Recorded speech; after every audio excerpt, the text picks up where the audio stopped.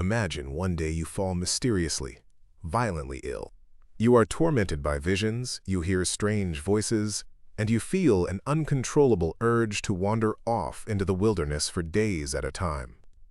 From a modern medical view, it would seem like a catastrophic psychological crisis. But in your trance-like dreams, spirits are pursuing you. They catch you, they cut your head from your body, they chop you into tiny pieces, and they boil your flesh in a great cauldron. Then, they carefully reassemble you, bone by bone, forging you into something new. For the Buryat people of Siberia, this terrifying ordeal is not an illness to be cured. It is a divine calling. Welcome to 10-Minute History. I'm your host, Jake Sullivan, and today we're journeying into the vast, windswept landscapes of Siberia to explore the incredible world of Buryat shamanism. This ancient spiritual tradition, centered around the world's oldest and deepest lake, Lake Baikal, is more than just a religion. It's a complete worldview, a bridge between humanity and a cosmos teeming with spirits, and a story of unbelievable survival. The Buryats are the largest indigenous group in Siberia, a Mongolic people whose history is tied to Genghis Khan and the Mongol Empire. For centuries, their lives as semi-nomadic herders were woven directly into the fabric of the natural world. The health of their animals and the moods of the weather were not random occurrences. They were governed by spirits, and to survive, you had to maintain a delicate balance with them. This belief system is a classic form of what we call Siberian shamanism. At its core is animism, the idea that everything, every rock, river, mountain, and animal has a soul. The world is not a dead thing, but a living, conscious being. This living world is typically seen as a three-tiered universe. There is an upper world, home to the gods. There is a lower world, the realm of the dead and disease. And right in between is our middle world, where humans and nature spirits coexist. The key figure who navigates this complex reality is the shaman, a spiritual technician who acts as the ultimate mediator.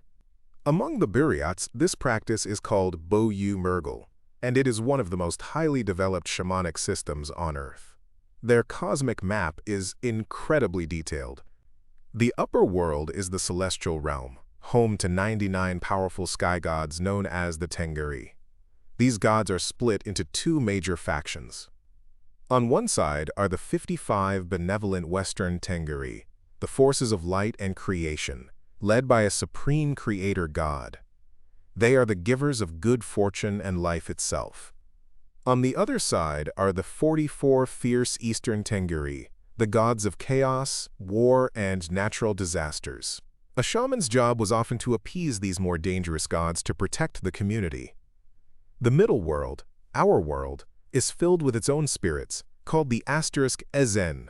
These are the masters or owners of specific places. Every forest, every river, and every mountain has its own spirit guardian. The most powerful of all is the spirit master of Lake Baikal itself. This belief fostered a deep, practical respect for the environment. If you polluted a stream or cut down a sacred tree, you weren't just causing ecological damage. You were offending the spirit master of that place, and you could expect misfortune or illness as a result. Finally, there are the ancestor spirits, the souls of deceased shamans and clan leaders who act as guardians for their living relatives. A shaman's power is directly connected to their ability to call upon these ancestral spirits for help. So how does one become a shaman, a tabu if male, or an again if female? You don't choose this life, it chooses you. The calling, known as utka, is hereditary, passed down through a family line, and it begins with the terrifying shamanic sickness I described earlier. This profound crisis is seen as the spirits initiating the chosen one. The visionary experience of being dismembered and reborn is the core of the transformation. It's a symbolic death of one's old, profane self and a rebirth as a new being with the power to see into the spirit world. If the person resists this call, it's believed they will either go mad or die. The only cure is to accept it and begin a long apprenticeship under a master shaman. This training, called the shanar, could take years. The apprentice had to learn the names and personalities of hundreds of spirits, the secret histories of their clan, and the sacred chants and myths. The initiation involved a series of 9 public rituals or hurdles to prove their connection to the spirits. This might involve climbing a tall birch tree that symbolizes the world tree, or balancing on the blade of a sword. Once they passed, they were a fully fledged shaman, a pillar of their community. They were the healers, often diagnosing illness as a case of soul loss, where a person's soul had been stolen by spirits. The shaman would then journey to the spirit world to battle for its return. They were diviners, using oracle bones or direct communication with spirits to find lost animals or advise on important decisions. And they were psychopomps, the guides of souls, responsible for leading the spirits of the recently deceased to the underworld so they wouldn't become restless ghosts. To do this work, the shaman needed special equipment, which were less like tools and more like sacred extensions of their own power. The most important was the drum, the kresi. It was not a musical instrument, it was the shaman's horse, their steed for riding to other worlds. The sound of the drum was said to mimic the heartbeat of the universe, calling the spirits and driving the shaman into a trance. Then there was the shaman's robe, a heavy, elaborate suit of spiritual armor. It was covered in metal pendants to protect against spirit attacks, and their clanking sound frightened away evil forces. Small, polished metal mirrors called stoli were worn on the chest and back. These were believed to deflect psychic attacks and allow the shaman to see into the spirit world. The entire ritual, the seance itself, was a powerful piece of theater. The shaman would chant and drum, the rhythm building in intensity until they entered an ecstatic trance, their body trembling and leaping as their soul left on its journey. Sometimes a spirit would possess the shaman's body and speak directly to the audience in a changed voice. Other times, the shaman's drumming would narrate their invisible journey, describing battles with demons or negotiations with gods. Afterward, they would collapse, exhausted, before reporting what they had seen and done. This tradition, however, did not exist in a vacuum. Its history is a dramatic story of conflict and survival. Starting in the 17th century, Tibetan Buddhism began spreading into Buryatia from Mongolia. Buddhist missionaries denounced shamans and their gods. This led to a fascinating split. Some Buryats, especially in the west near Lake Baikal, rejected Buddhism and held to their traditional beliefs. They became known as black shamans, practicing the original orthodox form. Others, mostly in the east, blended the two faiths. They incorporated Buddhist prayers and deities into their rituals, creating a hybrid known as yellow shamanism. At the same time, the Russian Empire was expanding across Siberia, bringing with it the Russian Orthodox Church. The Tsarist government tried to convert the Buryats to Christianity, sometimes by force. But for most, this was a superficial change. They would be baptized in a church, then go home to their yurt and continue to honor their ancestral spirits in secret. But the most devastating blow came with the rise of the Soviet Union in the 1920s. The officially atheist state viewed all religion as a poison. Shamanism was targeted with extreme prejudice. Shamans were publicly branded as class enemies, charlatans, and exploiters of the masses. The Soviets even funded traveling theater troupes to perform anti-shaman plays in villages.